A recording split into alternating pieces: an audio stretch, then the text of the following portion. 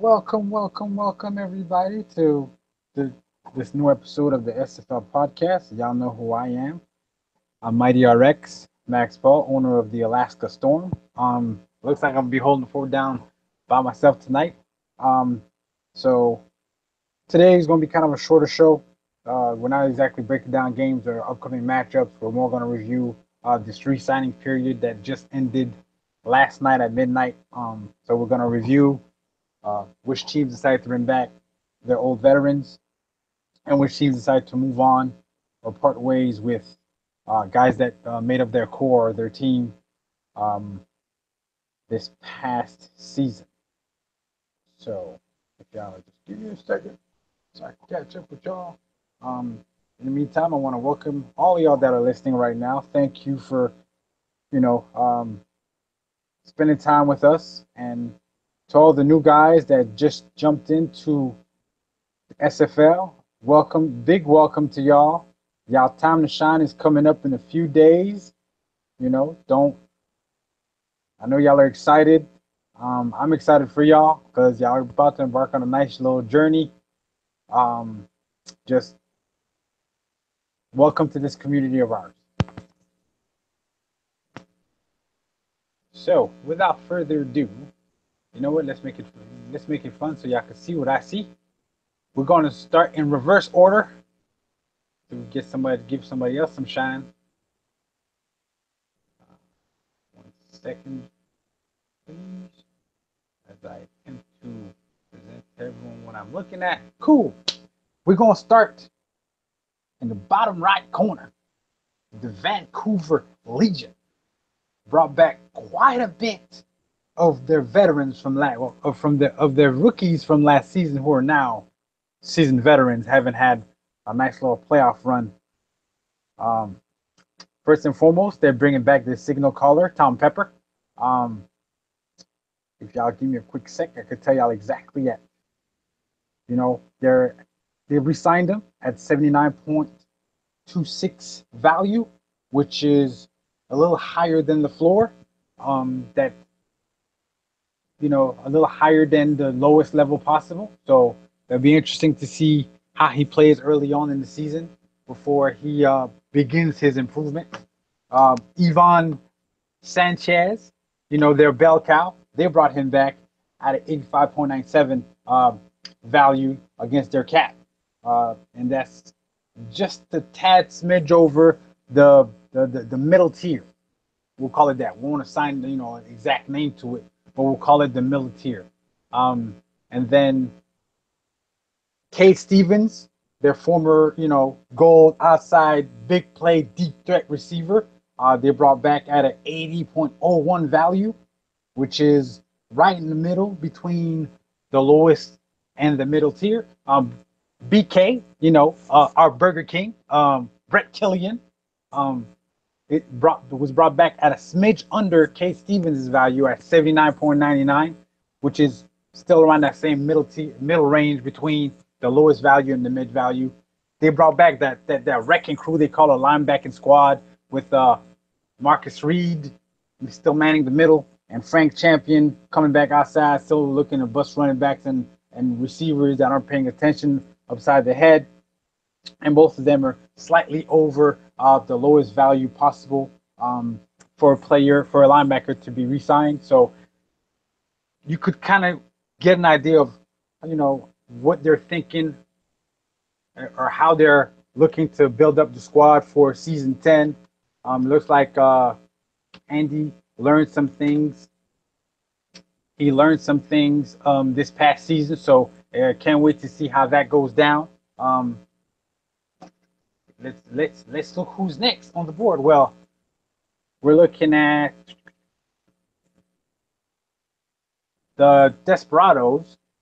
They're a brand new expansion team with Dion Hawkins being the brand new expansion owner. They haven't had a chance to re-sign veterans because they don't have any veterans. So can't wait to see what kind of moves they make this upcoming week. What kind of rookies or vets they've gotten to jump onto their ship. And when that happens, I guess we'll touch upon that next week when we have, when we get to see who they signed. The Tallahassee Pride, my boy. Pretty Boy Frank. He brought back quarterback Christensen. And when I say brought back, he brought him back. He's a hair under the highest level possible at 90.99. So he's expecting, Mr. Christensen to pretty much carry the O. At least that's what it looks. That's what it looks like. Ken Gossick, wide receiver Kenny G, y'all, is brought back at 87.85 value, which is a smidge over the middle tier. Okay, and last but not least, they brought back their new coordinator, Alex Bond. Like word is bond, you know what I'm saying? Alex Bond at strong safety at a 69.61 value, which is right in between the middle tier and the highest tier possible. So it's looking interesting, but it's still kind of early as to what Tallahassee's plans are and how they expect, to attack and defend folk this upcoming season. Next in line is the St. Louis Gladiators. They bring back quarterback Ethan Alexander at an 84.23 level, which is a couple of fractions under the middle tier. They bring back Aiden Friday to man that middle of the defense at a 69.65 value, which is right under that middle tier value. Colin Douglas returns as well to hold down the outside, to defend those receivers and stop them from hurting them deep down the field. He was brought back at a 66.76 value, which is what was it? Like Chris Kurtz would say, a chest hair above the lowest value possible. And the co-owner, who last season was a gold middle fielder, because that's basically what he's playing in their defense, Mr. Freeman Peltier, I hope I said that properly, Dwayne, was brought back at a 64.77 value, which is a little under the middle tier. So, we got to it's still too early to see who the Gladiators or what their plans are, how they're going to attack offensively, and what kind of D they're going to run. So we'll keep an eye out for that, and then next week we'll probably have a clearer picture. The Sioux Falls Pharaohs haven't re-signed any vets as of yet. That doesn't mean that they're not thinking of bring back any veterans. Just I guess they have bigger plans, and they need the cap space to be able to have their plans help their plans come to fruition. The San Francisco Sharks, Mr. Moats, I like the little design of the jersey you had, the little video you dropped this week, unveiling what your get up is going to look like. This is another expansion team. They haven't had a chance to resign any vets because there are no vets. There are no Shark vets yet. They're brand new. So next week, during next week's show, they're going to have quite a few rookies signed, and then we'll be able to break down how they signed them and how the team is starting to shape up and how they're starting to look. The San Antonio Vaqueros. I finally got it right. You know what I'm saying? 6 months in. Mr. Corky, Mr. Oster, who is now his GM. They didn't bring back any veterans. So they're gonna be hitting this week hard to start to fill the squad up a little bit. So for them as well, we'll start to break down next week when they have some talent on board. The franchise of the SFL. This is it right here. The Queen City Corsairs, that bright green. When you see it, people quiver. They made a bunch of moves. They brought back a bunch of guys. First and foremost, their signal caller, AJ Caswell, was brought back at a 90.93 value, which is a little over a full rating point under the maximum value possible for a quarterback for this season. So they're expecting him to do some big things. They brought back a pair of receivers, Memphis Blue and the aforementioned Chris Curtis. Memphis Blue was brought back at 82.16 value, which is a little under the middle tier. Chris Curtis was brought back as 80.49, which is around that same range. They brought back Keo Kaleo to wreak havoc on the D line. You know me, gentlemen. I love me some D linemen. I love the big ugly. I realize I'm diminutive, so I kind of feel safe around them. So anytime I see a big guy being signed, it just warms my heart. Koa Kaleo was brought back at a 62.10 value, which is a little over the lowest possible. So let's see how they attempt to, use him and deploy him against teams. They brought back a pair of linebackers, Alex Cross, who last season was just a monster. He was a manimal. I think he was the only linebacker in the league with 6 sacks, 4 picks, like a bunch of tackles. Like there's not a thing Alex Cross couldn't do last season. So can't wait to see what season 2 brings for Alex Cross. They brought him back at a 70.9 value, who for a linebacker is a little under the middle level. Avery King they brought back at 64.73, which is a little over the lowest possible level that it could have brought back. And then they also brought back Stenzo Woods Jr., who last season I believe was their slot defender. They brought him back at the free safety at a 65.76 value, which is a smidgen under the middle tier. Before I continue, gentlemen, want to say hi to Mr. Champion, Mr. Trophy winner, trophy holder. I look up to him now. He's kind of my idol. Sure. Mr. Ramos Lynn, folks, is joining us tonight. What's up, Ramos? How you doing? I'm doing pretty good. Thank you very much. And you? I'm doing good, man. I'm doing good. I would just break it down a little bit, the re-signings of this week. So far we've gotten up to, you jumped in right on time because your squad's next. Right after, the Renegades haven't re-signed anybody quite yet. So we'll get to them next week when they start to fill out their roster with a couple of rookies and veteran free agents. Let's take a quick look. Thanks to everybody joining us tonight. Thanks to Mac. John Woo, I see you, man. Hey, when we play y'all this season, take it easy. I know you don't run out of bullets, John Woo. Please, Money Mac, just take it easy on us. That's what I'm saying. Frank, what's up? Golden Nino, thank you for joining us.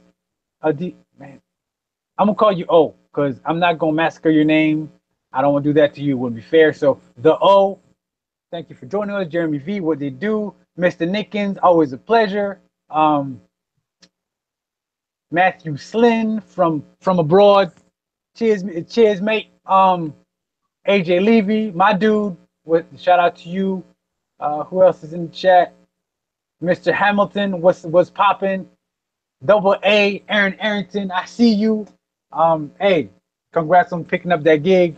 Can't wait to see what you're looking like coordinating. Okay. After all that, let's get to the Aztecs, who basically I feel like their roster and their what you missing four players? It's crazy. Let's get to it. They bring back Mr. Double L, Matt Wilson, gunslinger, at an 82.77 level, which is a little under the middle tier. But as we've seen this season, Matt Wilson says A tier, no tier, high tier, low tier. I make it happen, whatever. Mr. or Dad, Mr. Make your generations feel the hits. Ray Bentley's coming back, folks, at an 87.81 value, which is a little under the middle tier as well. KL, the big play receiver squad is back. I feel bad for the people that got a plan against them, like myself. KL Barrett, the mustard bird Dijon Swage. Dijon Swan. I'm sorry. And Richard Montague. Is it beautiful Richard or pretty Richard? There's one of two. All I know, he's astonishing. The astonishing Richard was brought back as well. Ramos, since I got you on, and this is your squad, before I get to the defense, offensively, you ain't got to tell me, what the method is behind the madness completely, but how did you go about delegating who's going to be what, and where you would, kind of use your points, use your cap, so to speak. If you want to let us know a little bit, some of your methodology there. Yeah, sure. I mean, I went for kind of like a balanced type of offense right now. Not very overpowered on one side or just extremely overpowered on another. It's just more like a balanced type of thing. Matt Wilson being an 82 value overall and Ray Bentley being an 87 will give us, I think, kind of like a balanced passing and rushing attack. On the wide receivers, Cale Barrett, Dijon Swan, and Montague, they're coming back. I mean, they always pretty good. On offense, I think that we will be a little bit about the same as last season, probably passing. But basically our offense is going to be the same approach as last season. And as far as spending the cap goes, 596 points so far. We still have to sign about 4 players, so have to to sign the rest of the defense and the kicker. So come on now, you already know the kicker coming. I know the kicker's coming. Yes, sir. So okay. So yeah. So let's get to the rest of the team. The Aztecs bring back Jack Brown. That's a great name, by the way. It just sounds like somebody that's gonna do you harm if you come across him. They bring back Jack Brown at a 66.91 value against their cap. 66.91 is a little under the middle tier as well. So far that's what it kind of looks like. Most folks are around that middle tier when they bring back their, with the players that they decide to sign. Pablo Zamora is still going to be donning that I guess we could call it garnet. Okay, maybe not garnet, more like magenta. No, it's not that red. What are your colors? Like I know they're very Christmassy, as was explained yesterday. But what are like the official names of your colors? What are they? It's just red and green. I mean, we have right now the all black as our main like uniforms, but the colors are just basic red and green. It's not like burgundy or anything. It's just like basic red and green. Okay, so coming back to Don, the red and green is Pablo Zamora at a 65.32 value, which is again a little under the middle tier. And Devin Cabrera, I'm pretty sure Devin will still be a threat to return a kick or a punt at any given time because he's going to be back there. So y'all better plan accordingly. Is brought back at a 62.37, which is a little over the lowest possible value that someone can sign at. So it's lining up pretty nicely. It looks like the Aztecs are going to have the same type of offense and defense that we've come to expect from them. So they're pretty much going to have a complete kind of team where offensively you can't just game plan to stop their running game because then that triumvirate or quartet, when I just bring back that tight end, the quartet of receivers running down the field is going to be problematic for your defense. And you can't gear to stop the pass because then you got Ray Bentley hurting people, feelings, souls, ancestors, progeny, running the rock. So yeah, and defensively, it's going to be a lot of bend but down break because it looks like you're bringing back the same kind of the build that you had last season. So it's going to be fun to see who you bring aboard that Aztec. I can't say train because it doesn't sound right. More like squad, I guess. Like a group of Aztecs. What would you call that? Like the tribe. Okay, tribe. who you bring? Yeah, okay. So we'll say tribe. Who you bring aboard the tribe to try to repeat in season 10? We have my man Liam, webmaster. His squad right here. The London Knights. Wow, I couldn't remember. I had a brain fart there. I'm sorry, folks. The London Knights, spearheaded by Sir Liam. They haven't signed anybody as yet because they're an expansion team. So again, next week, I'm pretty sure they'll have a lot of bodies on board, and then we'll be able to pontificate and prognosticate about how they're gonna look. Then we have the Indianapolis Red Devils. Give them the D. like we like to say. They're an expansion team as well. They haven't signed anybody either, but I'm pretty sure Mr. Richards by next Saturday was going to have more than enough, bodies to fill a squad, and at that point, we'll go about breaking down what they're looking like.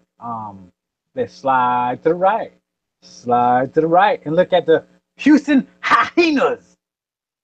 They haven't signed anybody but the owner himself, Mr. Dr. Big Play CM, at a 80.00 value. Yeah, point oh oh. I could have just said 80, but it would have been too short. Mr. Sim deserves that kind of 80.00 value, which is right in between the lowest possible and the middle tier. So I can't wait to see what kind of damage Mr. Sim could do when given the opportunity to go against secondaries. He's the only one that's been re-signed so far, so I don't know how. I can't see how what kind of team they got as of yet. But I'm pretty sure by next week we'll know what's what. Moving on, we're looking at the Dallas Roughnecks. Mr. Mullinax signed back a couple of defensive veterans and Heath McDaniel Sr. at 73.7, which is about a one rating point under the middle tier, and he's bringing back Troy Loshaw at 71.42 against his cap, which is about one full rating point below the middle tier there as well. Now, Ramos, you and I both can't stand either one of these players. Whenever we play the stinking Roughnecks, they always seem to be making big plays. It's annoying. So I guess what's annoying to us is good for Steven. So Steven, can't wait to see what the rest of that team looking like so we can start breaking it down a little more. The Chicago Wildcats, your opponent in that championship game that just happened a couple weeks back, are bringing back E.T. King to spearhead that offense at an 85.32 level. If you want to tell me some things about ET, because you've ran across ET King before when he played for the Pride. So let me know about ET King and how, the kind of player he is, Ramos. Well, as far as planning against him, it's a headache. Probably the most talented quarterback in the Eastern Conference right now. Probably the best quarterback in the past 2-3 years in the SFL overall. So, planning against him is just a headache, and more when you have Davis Reed and Alex Eli coming back. So, E.T. King will always be a tough guy to, game plan against. And, I'm just very interested on who's going to be the new running back for the Chicago Wildcats now that Dion has his own team. So, E.T. is, he's a baller. So, I'm expecting Chicago to be a very good football team again next season under E.T. King. So do I. We know E.T. King is very judicious with the football. He takes his shots, and usually when he takes his shots is because he likes the matchup, and for the most time it's been it's been advantageous to him. Very rarely does he make mistakes. So speaking of mistakes, and very rarely does he make them. The reason why is because he has quite a receiving squad. The Wildcats are bringing back Davis Reed at 76.06 value against their cap, which is at the minimum possible for wide receiver. Alex Eli is being brought back at a 76.06 as well, which is the lowest possible value for a wide receiver. The owner, Mr. Varner, is brought himself back. Like, that sounds weird. He got re-signed at tight end at the lowest possible value there as well at 68.69. So it's looking like they're, at least offensively, like they're trying to keep a lot of their cap intact. There's a big move in the works somewhere. Let's get to the defense, and then we'll see what that looks like. Defensively, Clinton Hendershot is being brought back at a 63.71 value, which is the lowest possible there. Kanye Rockefeller at cornerback is being brought back at a 68.99, which there is actually the middle is right in the middle between the lowest possible value and the middle tier. Blake Hamrack's being brought back at a 68.99, and he's right there with Rockefeller, right in between the lowest value possible in the middle tier. AJ Barnes, kick return extraordinaire, is being brought back at a 65.07, which is a couple of rating points under the middle tier. And Lil Maurice Spurgeon, it kind of wraps up at least that class so far at a 65.76 at free safety, which is a little under the mill value there as well. So they currently have 638.65 on their cap. They have 3 players to re-sign. It's looking like there's a big move in the works there. Probably gonna be a tailback of some sort, like you were saying, Ramos. Can't wait to see who gets to don the orange and black of Chicago to run that rock and line up behind ET. Um, I will say this: the teams that participated in the title game are looking like they know exactly how they're going to attack season 10. So the rest of the SFL, y'all pay heed to that and y'all prepare accordingly, because these they're not looking like they're laying down for anybody. You know. Next on the list is the Carolina Skyhawks. They're bringing back Mark Biddix, who I believe is the head coach, right? He's also the head coach of the Skyhawks, right, Ramos? Yep. Biddix. Okay. The head coach is also the signal caller there. He's being brought back at an 85 value, which is a hair over the middle tier. Hey, well, I haven't said that a lot today. A hair over the middle tier. He got big play wide receiver Mark Strike. With a name like that, it just sounds like he's a touchdown waiting to happen. He's being brought back at a 77 value, which is about 1 rating point over the minimum, or the lowest value possible for a receiver. They have moved Phil Hall from defensive end to outside linebacker, and he's being brought back at the lowest possible value, 63.71. And last but not least, cornerback Greg Reedy is being brought back at a 65.98, which is about 88 decimal points. That's a good word. 8 decimal points higher than the lowest possible value at 65.98. So Ramos is kind of early on this squad to kind of see where they're headed. But these are the vets that they decided to bring back. It's looking like Johnny English might be done. We might have seen the last of Johnny English, which is kind of saddening. But hey, he had I don't miss having a game plan for that building, on legs. You know, tell me if you want to, give us a brief insight of your experience with Johnny English. Sure. Basically he's like a defensive end in the running back position, because he's huge, man. He's like 6'4", 250. Running at you. He's bigger than linebackers. He's bigger than some defensive ends. He's bigger than obviously all the secondary combined. So, game planning against Johnny English always was a headache. Since I was like the defensive coordinator for the Baltimore Crabs in season 4, I remember going against Johnny English when he was in the Dallas Stars, and and then with the Carolina Skyhawks. So, game planning against him was always so tough.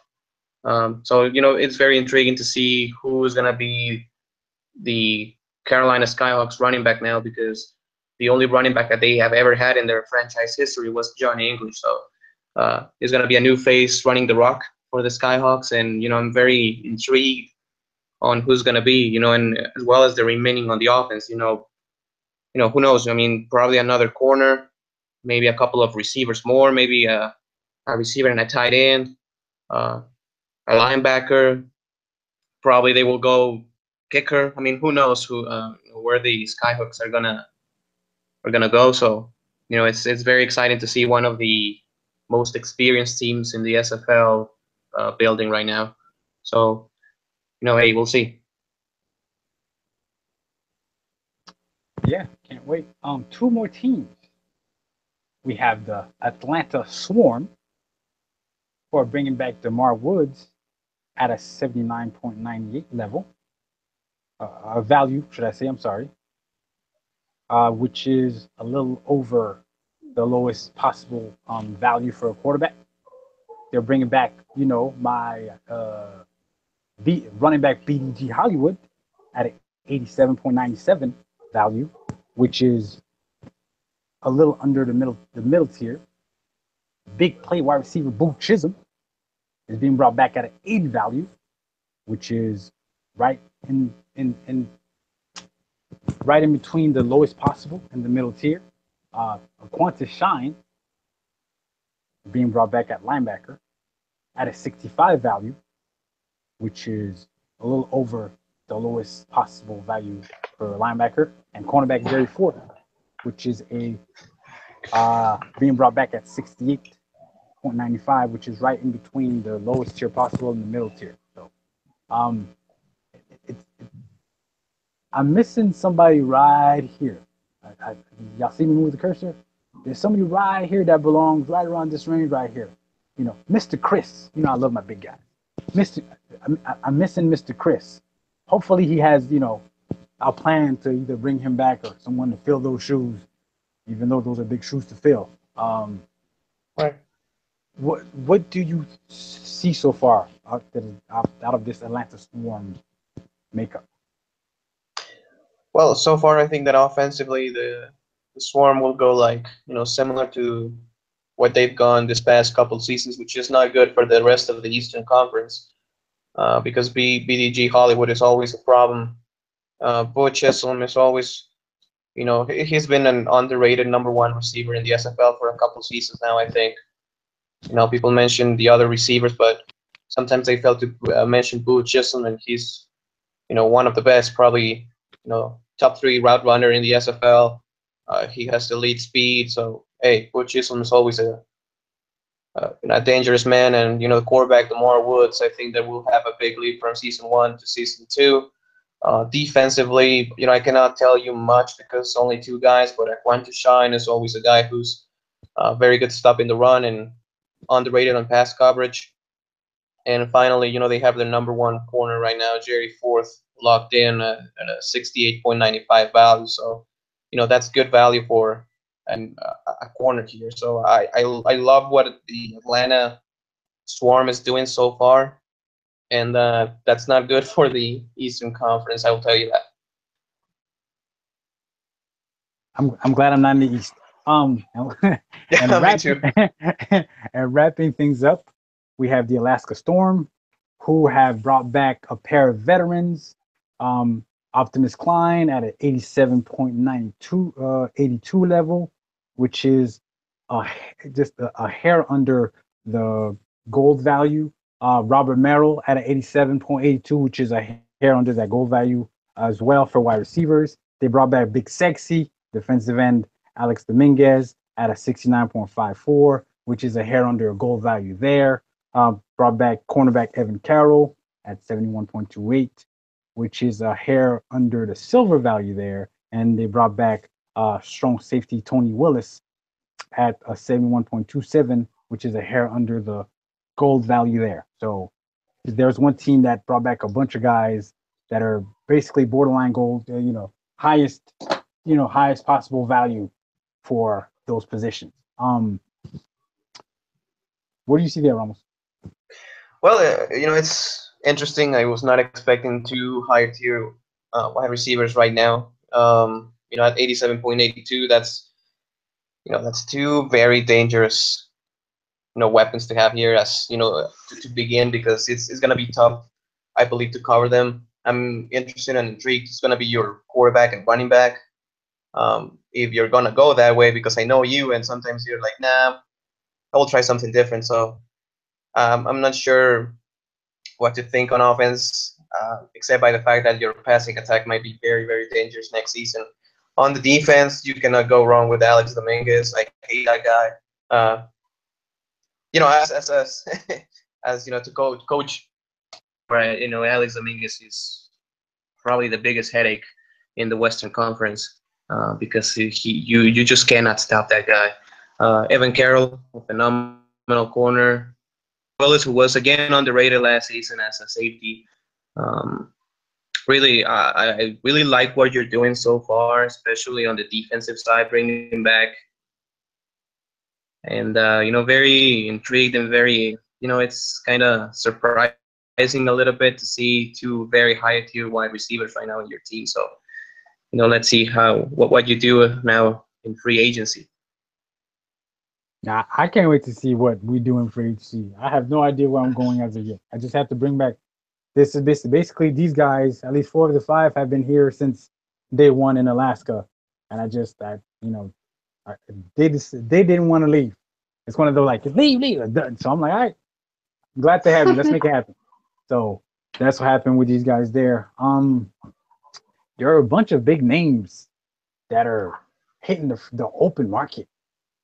It's going to be interesting to see this week where they land. Your J. Calvin Kims. Who else is big time running back that's sitting out there?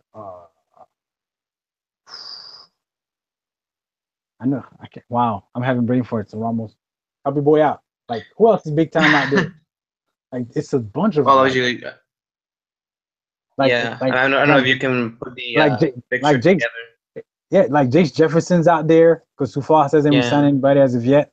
You know, um, there's a lot yeah, of exactly. Sonzo Robinson's out there. Thank you, AJ.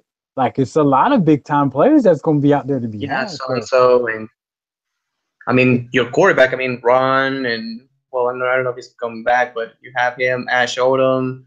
I mean, you have some big time players. I mean, you have Mahmoud Ashlauni. He was a safety for the Atlanta Swarm. I don't know if he's coming back, if he's gonna re-sign with the team. Um, who's gonna be your kicker? So yeah, I mean there's some names right there that really it's gonna be intriguing where they go. Uh, you know, the Oklahoma City Renegades, what they're gonna do, and so on. yeah, yeah, man, that's going to be so. This week's going to be big time. I was on Kyle the horn Walsh, last. I was on the hey, horn last night with our commish. Man, some big things in the work, folks. There's some big things in the works. Y'all don't want to miss it. So stay tuned, be alert, because if it might feel like the off season is dragging, but before you know it, we're already at week 5. So right, of the regular season. So try to exactly.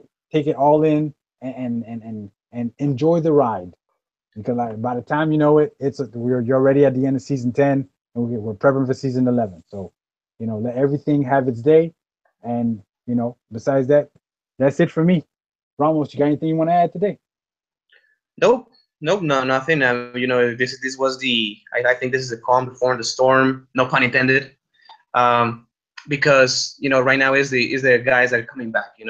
The Alex Dominguez, the Matt Wilsons, the Mark Biddix, the BDG Holly. Now it's gonna be the interesting stuff. The rookies or free agents are gonna go elsewhere. So the good things coming up.